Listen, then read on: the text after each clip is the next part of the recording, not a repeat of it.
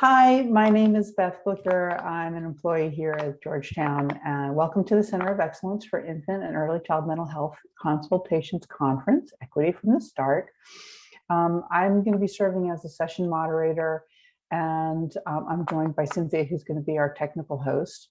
This session is being recorded. Transcription is available through the Zoom platform, and should you have any questions, please feel free to relay your questions to the chat box, and we'll try to get to those at the end if we have time. I'm going to let our presenters introduce themselves, and we'll go ahead and get started. Hi, good morning, everyone. It's great to be here talking with you all. My name is Jessica Rodriguez-Jenkins, and I'm an assistant professor at Portland State University. We're coming from Portland this morning. And I'm here presenting with Lizzie Tremaine, who's a research associate on our project and a PhD student at Portland State University's Applied Developmental Psychology program. We're here today to talk about a year-long project where we work to develop design considerations for Oregon's upcoming statewide early childhood mental health consultation system. This work was done in partnership with Oregon's Department of Education, the Early Learning Division, in partnership with the Build Initiative, and the contribution of stakeholders across the state of Oregon who are really passionate about supporting young children and seeking more equitable support for Oregon children and families, as well as many infant and early childhood mental health consultation experts across the country. So on the left side of the screen, those are our Portland State. This is our Portland State research team. And our research team worked closely with the Build Initiative, Oregon, an Oregon Infant and Early Childhood Mental Health Steering Committee, Oregon Social Learning Center, Indigo Cultural Center, and 72 Meridian West. So a lot of people partnered on this project. So I'm going to walk through the agenda for our presentation today, but before I do, please feel free to introduce yourself in the chat, names, pronouns, your role, your organization, so we can all get a sense of the perspectives that we have in the room with us today. We have a lot to move through. First, we'll introduce our project, the scope and the processes that went into it. We'll present the equity-centered findings of our work. We'll describe the next steps. We'll have an opportunity to reflect on the findings in small breakout groups. We'll come back together and do a bit of collaborative group reflection, and then we'll have time for a Q&A at the end. So our team at Portland State University contracted with the State of Oregon's Early Learning Division, or ELD, as I'll probably continue to refer to it as, in the fall of 2020. The ELD was tasked by Oregon State Legislature to build a suspension and expulsion prevention program for early care and education settings, a primary component of which would be the infant and early childhood mental health consultation. Our goal was to develop a foundational document that would guide development and implementation of an Oregon-specific model for providing statewide IECMHC services. Specifically, our charge was to gather information that prioritized and centered the needs, experiences, and strengths of children, families, and early care and education providers of color, and truly center equity throughout the whole process. There we go. We had a total of 76 respondents that we engaged in interviews and focus groups.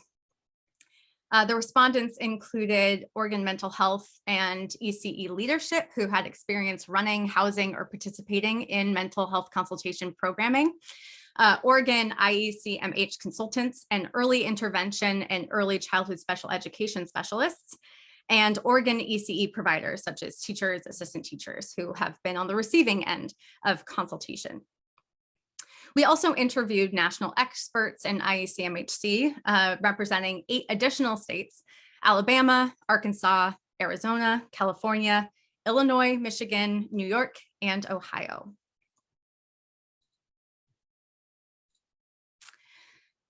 "65% of our respondents identified as BIPOC, Black, Indigenous, and people of color.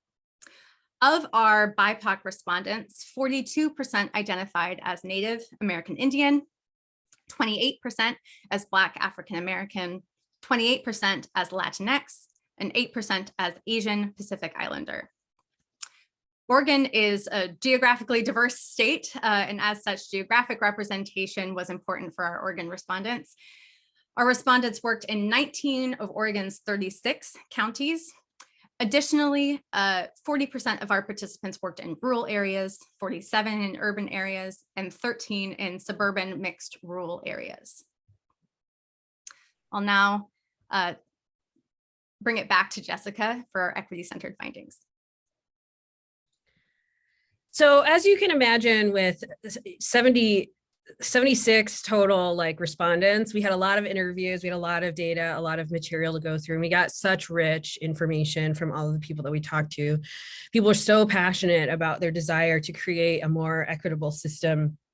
And our report subsequently, right, our report is actually really long, and there's a lot of information kind of jam-packed in there, and we have the resource later on at the end for you to take a look at if you're interested. But what we wanted to really talk about, so while we infused across our whole report the idea of equity and anti-racist and an anti-racist approach to early childhood mental health consultation, there were some specific findings that we had that were associated with how to support an equity-focused system. So kind of from a systems level from the very beginning.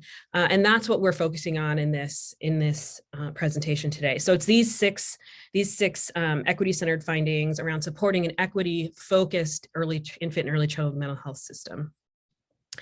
And so these findings, so there's the crucial importance of BIPOC consultants, strategies for increasing the number of BIPOC consultants, the importance of explicitly addressing implicit bias and racism within the role, the consultation role, establishing clear expectations with ECE providers about anti-racist consultation, provide training, the importance of providing training to current and future consultants for doing anti-biased and anti-racist work, and supporting BIPOC staff and consultants to recognize the impacts of internalized racism and racial trauma. So these are what I'm going to now talk about. So the crucial importance of BIPOC consultant. So it's really clear from the beginning and in almost every interview we had that this was a critical piece of the foundation building around an equitable system, was having BIPOC consultants. And this really hit on a lot of, we had a lot of themes that kind of coalesced into these three sort of reasons. So why BIPOC consultants? And the first one is that more likely to be grounded in a shared history, culture, and language. Second, better position to overcome mistrust. And third, have a better understanding of the skills for navigating issues related to mental health with BIPOC communities. And currently, the vast majority of infant and early childhood mental health consultants are white identified women. And so we know that when it's not possible, right, so it's not always going to be possible, particularly in the beginning stages of building, to have BIPOC consultants or consultants that match the communities that they serve. What's important then is in the short term, there needs to be clear expectations what white consultants will spend time in communities, learning the histories and building authentic relationships. So this is a quote from one of our ECE leaders, leaders of color. So the consultants, they don't have the same lived experiences as our children and our families. Many times we have to make them aware, remind them of that. Some of them are very open about it and they will accept it in a good way. But some of them we have seen that they feel offended. It can be challenging and it is stressful on the ECE providers of color. Again, because you're putting the blame on the victim, having to explain to this specialist or this consultant about what implicit bias is and what racism is and what some of those inappropriate ways of approaching the services with those children and families are. Because instead of feeling that they are being supported, they feel that they are being judged, again, by a white person. They didn't get what our families, our children, and our ECE providers are coming from. So there was a lot of conversation then about how do we increase the number of BIPOC consultants in the field. So really thinking about the pipeline but how do we institutionalize, like on a systems level, this increasing of the pipeline. It was really clear that work and resources need to be focused on more closely looking at existing barriers to joining the infant and early childhood mental health consultant workforce experienced by minoritized groups, and to do creative problem solving at multiple levels of potential intervention, from individual workarounds to coordinated systems level care. So this means that the model must consider short and long-term recruitment strategies for consultants, supervisors, and administrators. And we talked a lot about that with the folks that we interviewed. It's critically important that these models build in employment and financial supports for BIPOC individuals to meet degree requirements. And then there were conversations about using paraprofessionals and or reducing educational requirements for consultants. Paraprofessionals may be used cautiously and as a transitional strategy as long as attention is paid to supporting paraprofessionals to grow into permanent credentialed consultant positions. And this is a conversation that was happening in Oregon and across the national folks that we spoke to. Because permanently relying on paraprofessional workforce to increase diversity, center lived experience, and meet equity needs may unintentionally reinforce systems of inequality in the workforce.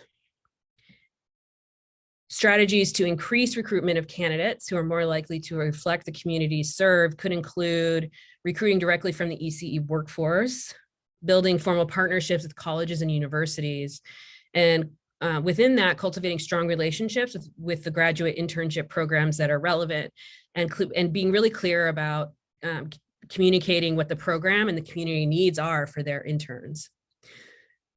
Building parallel relationships with Oregon primary and secondary schools in order to build interest in infant and early childhood mental health consultation in middle and high school students to kind of widen the pipeline even earlier. And there were already BIPOC consultants in Oregon that were really focused on this, on how do we spread this degree pathway, this potential career, so that even young kids are starting to think about it as they're moving through school. And then lastly, the suggestion around master's level social workers may be particularly good infant and early childhood mental health candidates given their social justice orientation and higher BIPOC representation. So one of our national experts shared, I don't want someone to stumble in across that, the minimum qualifications with an interest in becoming a consultant, see that and say, oh, well, I don't meet that, so I'm not going to do it. We're trying to be intentional about what sort of language we're using. I don't want to be a gatekeeper. We can say, like, if you feel like you don't meet this yet, please reach out to us and we can build opportunities to get people there. Another respondent shared, I'm sure you know that about 95% of the ECE providers of mental health consultation are white women in this country. If we have any sense of diversifying the pipeline, we're going to need to be able to provide monetarily what it takes for people to stay in this work, and the training and support to even get into the work itself. How do you hire, employ, and sustain a multiracial, multi-ethnic group of mental health consultants? What's needed to do that? Also recognizing you have 95% of the consultants now are white and female, we aren't going to discard that group of people. So what do we need to do? What do they need? And then lastly, on kind of a different lens of this, a tribal consultant shared with us, a Native identified tribal consultant shared with us. The tribes say, yeah, it is important that we have a consultant who looks and talks like us, but we also still want them to be qualified. Don't send us whoever. So next, it was highlighted how important it was that the expectation for consultants to address implicit bias and racism be communicated explicitly. Everyone agreed that this was an important role that consultants held, but weaving this throughout all areas of the consultant-consultee relationship was identified as critical for success, so providers knew what to expect. So one consultant shared how it can be challenging when these expectations aren't explicit. They said, for example, I can tell you about a group supervision we were having where someone said, I'm pretty sure that race is an issue in this referral. The group gave lots of strategies for how to bring that up, and the consultant still waited until the third visit to bring it up. It turns out that her instinct was right. She was not invited back to the center. That had been thought if I can build a relationship, then I can bring up race and they'll still let me come back. As soon as she brought up, hey, I think there might be some implicit bias, she was not invited back to the center. Another shared, that's an example of why we felt this need to shift our thinking into how do we systematically talk about this more so that when we come in and say this as a consultant, it doesn't catch them off guard. Then we started to try and bring in that cultural and historical trauma as a bigger presence in all of our trauma training and other venues where we were training. How do we sprinkle this into other opportunities that we have to interact with people instead of making it a standalone training?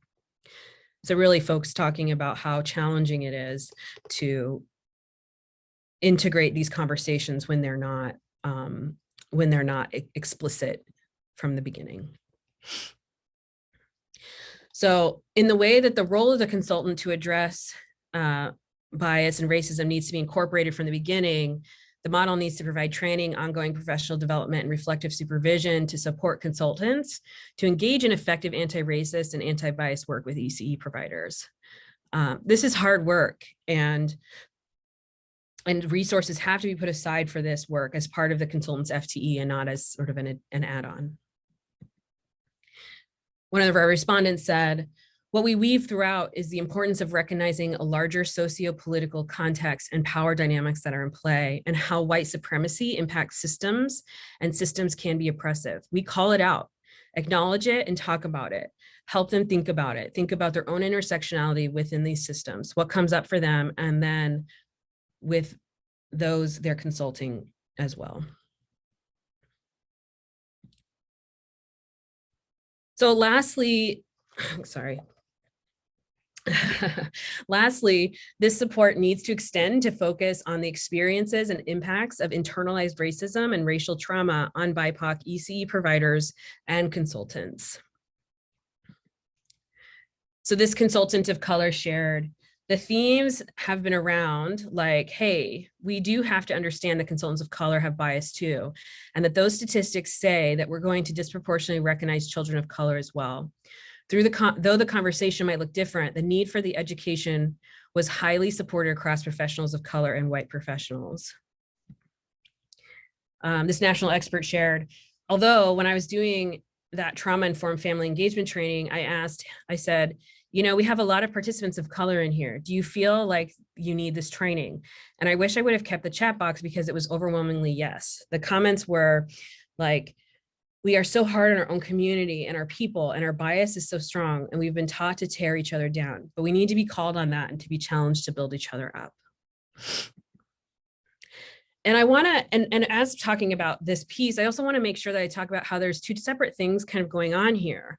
There's the implicit bias stemming from internalized racism was clearly distinguished, right? This is distinguished from an intentional strategies implemented within a pragmatic, protective framework designed to prevent disproportionately harsh and potentially deadly treatment experienced by Black and brown boys in white dominant spaces.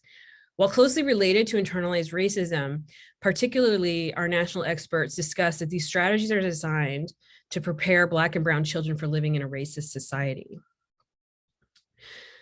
So this respondent shared, the traumatic impact is real, and the way that the Black community has been building up and training children up to respond is real. And they talk about that in the training and why they're harder on Black children in this space, because they know what society will be like. They're not going to put up with it later, so we can't put up with it now kind of concept. Moving into a space of let's talk about it as trauma and what other factors might be present here, and how has that changed this child's development, and looking beyond race and that there's a universal impact of trauma regardless of your color. It led to this. What can you do and what do you do? And if you're noticing the praise isn't present across your program, is that something you want to keep? I get it. You probably haven't gotten a lot of praise over the years in a white society, but is that what you want to perpetuate with the kids you're serving? It led to some honest conversations about their experience and if they wanted to recreate the same experience or if they wanted it to be different. So this is really deep and heavy work. We've got to spend more time on the field focusing on this. And how do we kind of pull these pieces apart and have these intentional conversations and to interrogate these very nuanced concepts and constructs that are affecting the folks that we're serving. All right, so the next steps, after we put together this very long and very thorough and thoughtful report, the Early Learning Division took the considerations from our report and made them sort of the foundation of the division's response to the state legislation. Last month, the state legislature approved the release of funding for the Early Childhood Suspension and Expulsion Prevention Program, which will eventually provide resources to regions throughout Oregon to hire IECMHC consultants. The Early Learning Division has a lot of engagement work ahead to continue defining and developing the program.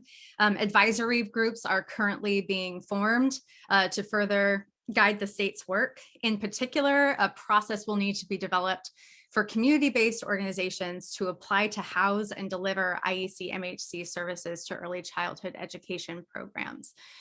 So this report is really just the beginning, and there are more opportunities for partners to engage with the state as this program is being developed.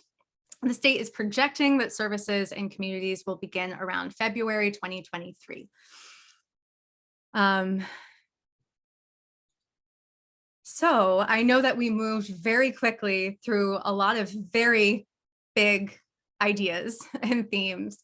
And we know that this is new work. We don't have a full understanding of how to fully implement these model considerations. And we would like to allow you all in smaller groups of 4 to 6, maybe we'll round up a bit, to reflect on these findings and begin to apply them to your own work. We're going to take about 10 minutes. And I know that some of you, we're all joining this conference from our own space during our own work, and you may or may not be able to participate in the small group discussions. And that's okay. Please stick around. We'll have another opportunity to reflect as a fuller group. That might be a little easier if you're sort of attending while also doing other parts of your work. Oh, I just saw a beautiful comment in the chat. Thank you. So we're going to divide into small groups, and I'm going to share in the chat a small group discussion guiding document. Let me briefly stop sharing and switch to that document so you see what it looks like. Here we go.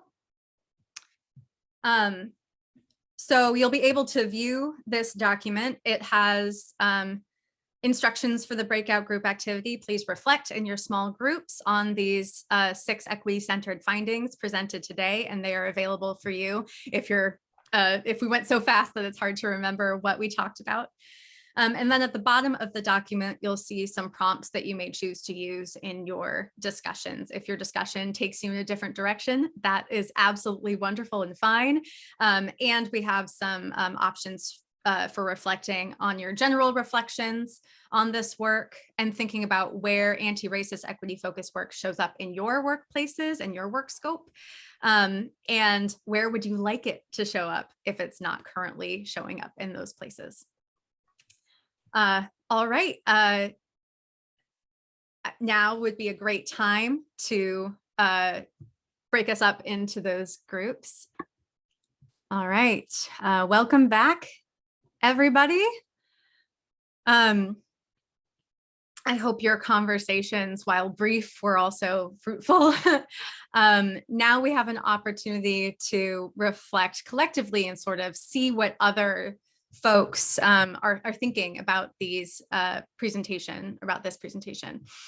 I'd like you all to go to menti.com and use the code that you see at the top of the screen, or if this is easier, please go ahead and click the link that I just sent in the chat. That should take you directly to the participation for the Mentimeter.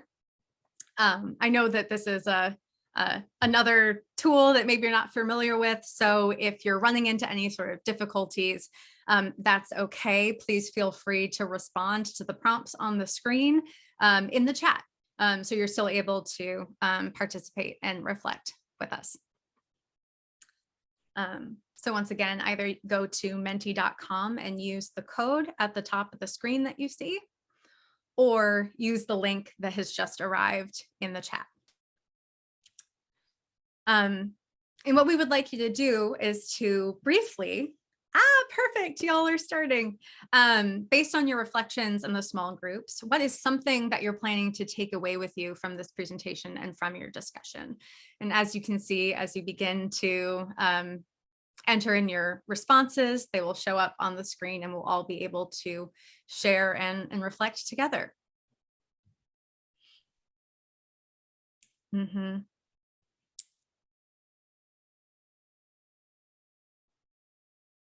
I'm seeing a couple of responses around the value of an affinity group space.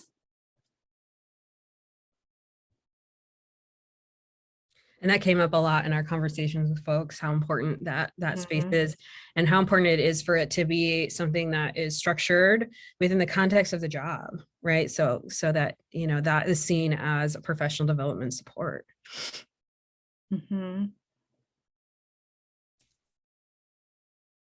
Seeing, oh, I see, it's scrolling each column. I'll go ahead and pause for a bit. So hopefully we're not getting, oh, maybe.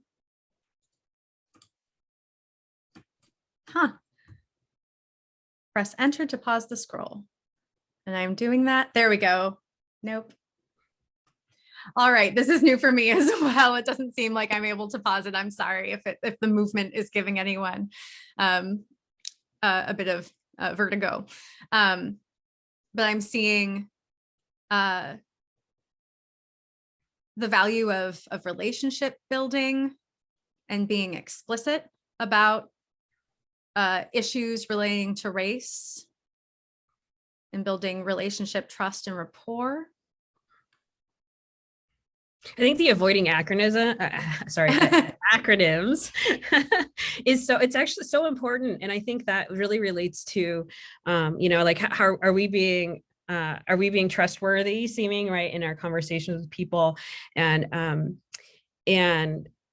you know, using shared language. And that really, you know, that I think that really came up a lot. And even what do we call ourselves? Are we like the term infant and early childhood mental health consultant or mental health consultants, and how that relates to, you know, different communities' views on mental health, you know, and the language that we use, and how do we reframe it so that it's it feels not as intimidating. Yeah.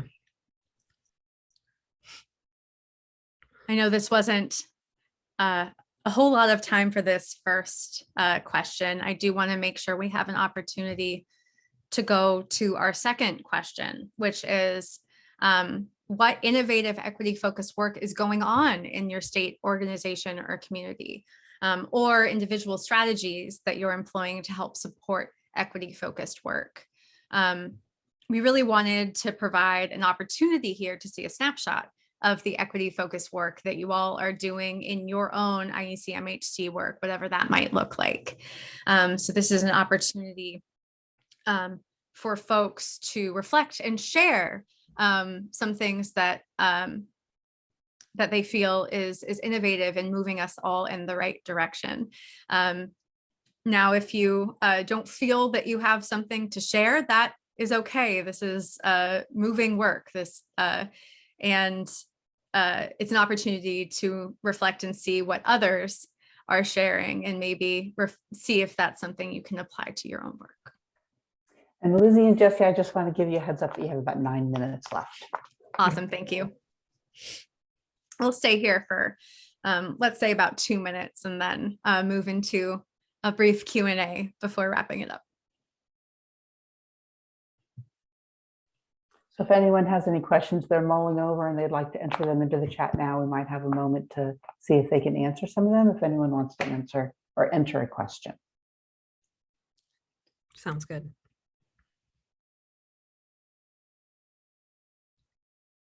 And also, just as a reminder, as you're reading these things on the screen, this whole session will be recorded, as well as all the other sessions, and the chat with all the links in them will be available with the recording. So if you don't remember to click on the link for the report, or you want some of these other access to these docs, they'll be in the recording 2 weeks from now on the Center for Excellence website. I'm seeing things related to support groups or reflective practice opportunities.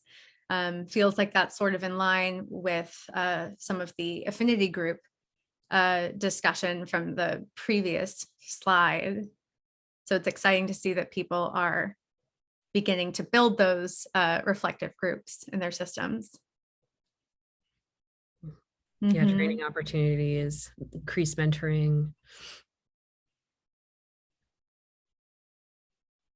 And I think one of the things, like for me, as we did a lot of these interviews, and particularly talking with folks who'd worked as consultants, just the deep emphasis on the heavy hard work that this work is, right? Particularly the equity focused work, the work to address implicit bias, the work to incorporate these topics of historical trauma into your consultative relationship with folks.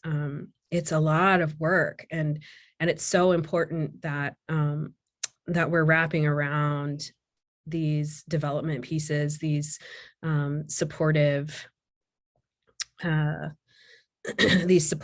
reflective practice groups. And I think that it did seem, in the folks that we talked to, is those are the things that can easily go away or kind of slide off or seem maybe less important, particularly if it's not built into your FTE.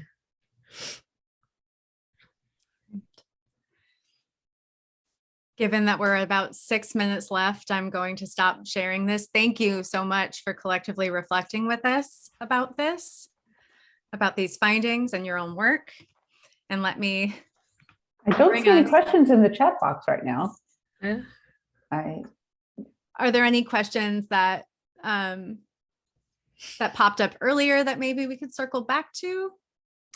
We had a question about Oregon structure going to be program embedded versus contracting independent consultants. And we actually got that answered, but in our small group by somebody from Oregon, but you can go ahead and answer that for the larger group. From our perspective, as far as what I know about it at this point, is that one of the findings that we didn't share in the report was sort of the negotiation between centralization and decentralization. And Oregon is a state that has a lot of power in the regions, and that regions are often given independence in how they use and distribute funds that come from the state. And that is something that is not set in stone yet, though the takeaway from the initial discussions from folks within the state that I'm seeing is the idea of contracting with individual organizations, likely at the regional level. But again, it's still a work in progress, and they are really reflecting on the implications of what are the strengths of a decentralized system? What are the strengths of a centralized system? Are there aspects of the program that should be more central and consistent, perhaps training and reflective supervision opportunities that might be an opportunity to be something that's aligned across the state? So I personally don't have any firm answers, and if there's folks in the chat who have more firm answers, please go for it. But that is one of the pieces of the program that Oregon is being very intentional about, given the equity considerations embedded in those different structures. Yeah, it was probably 20% of our conversations throughout the whole year was just about the equity considerations of a decentralized versus centralized system, and how do you maintain that strong focus on equity-centered services and services that work at a community level, given the kind of the options. I mean, and in our report we talk a lot about it, and we talk about it in terms of like a dual system, like it doesn't have to be one or the other. Yeah. Annie, you have a question? We only have 3 minutes left. Do you want to just unmute and say it out loud? Yes, absolutely. So I love this report. I think it's extremely valuable, and I can really see how you've used qualitative data to create a resource that is very useful for policy and advocacy. And I think that's something that's hard to do. A lot of our policy documents include like convincing graphs and figures. So I wonder if you could summarize how you intentionally worked to package your qualitative findings to be useful and palatable to the way that policymakers like to get their information. Wow, what a great question. We worked on it a lot. I think that's what I'll say first, is we were so intentional about how we were thinking about this, the things that we talked about, the constructs that emerged, right? So these are qualitative interviews that, that we talked with a lot of people, we did a lot of focus groups, and we started there. So, and then we talked with so many people, like we really utilized the expertise, the community level expertise of folks, and sort of also talking with more policy expertise folks to craft the message in ways that, so we were thoughtful about things like language, like what words do we use for different things, and then like really thinking about when it comes to the diversity, equity, inclusion pieces of it, right? Like what were we not willing to compromise versus, Oregon's a really interesting state. And I think many of you are actually from states similar where, you have an urban population that is very liberal, and then the rest of the state, for Oregon, right, the rest of our state tends to veer a little bit more conservative. And so we also had to be in conversation with people who were really in the know about the legislature, what was the feeling about what was going on in the legislature. Were there things that we had to consider? So it was I think there was like all hands on deck, right? We had a huge research team. We accessed lots of folks, and I think we worked hard to craft something that at the end really, I'm really proud of this report, and I'm really proud of the work that we did here. So yeah, so it's a lot, and I think I know we're running out of time. We're actually we're actually at 1:35. Yeah, and I'm so sorry. Yeah, no, it's okay. And I just want to say, I'd love to talk with folks further. You can reach out to me. So I just want to, before we end, there's again, like I just said, a lot of people are involved in this. And I just want to thank everyone, including our participants. These are people who are super passionate about this work, and so much, I think, praise and goes to them, right? So much of what has come out of this is like their words, their language, what they wanted to get across about their needs. And Lisa, can you put the report one more time in the chat, because people were asking for it if they were late. Yes, I'll work on that. Yeah, sorry. So please reach out to us. We'd love to talk more. If you get a chance to see the report, there's a lot in there. And even from, like from a research standpoint, all the way to like there's nitty-gritty questions you might have about what we're talking about, please reach out. So thank you so much for joining us. Thank you, guys. There's the full report great in the chat. So click on that real quick before we have to shut down. Okay.